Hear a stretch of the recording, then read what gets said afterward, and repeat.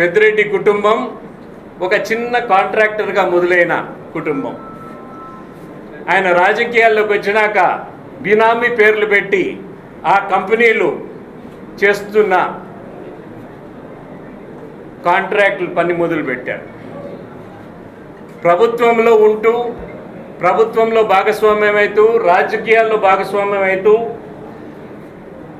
వాల్యుయేషన్ని తారుమారు చేస్తూ మ్యానిపులేట్ చేస్తూ లేక డబ్బు సంపాదనే రాజకీయాన్ని డబ్బు సంపాదన కోసమే ఆయన పూర్తిగా వినియోగించుకున్న వ్యక్తి పెద్దిరెడ్డి రామచంద్రారెడ్డి గారు, మిథున్ రెడ్డి గారు లేక ద్వారకనాథ్ రెడ్డి గారు.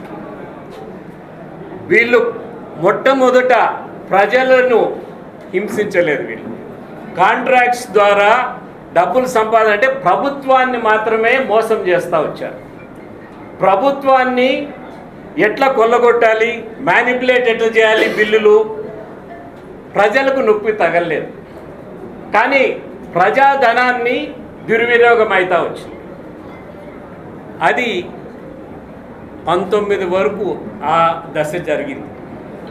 ప్రభుత్వంలో ఉన్నా పక్కనున్నా.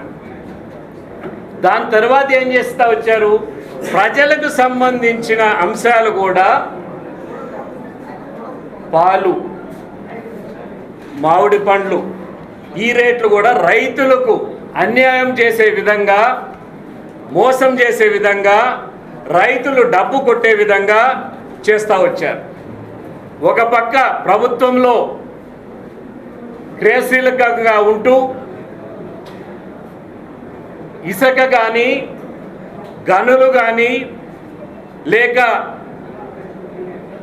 భూ కబ్జాలు కానీ ఇవి ఒక పక్క దందాలు చేసుకుంటూ పోయారు. ఎవరో వెనకాల లిక్కర్ అంటున్నారు, మర్చిపోతాం.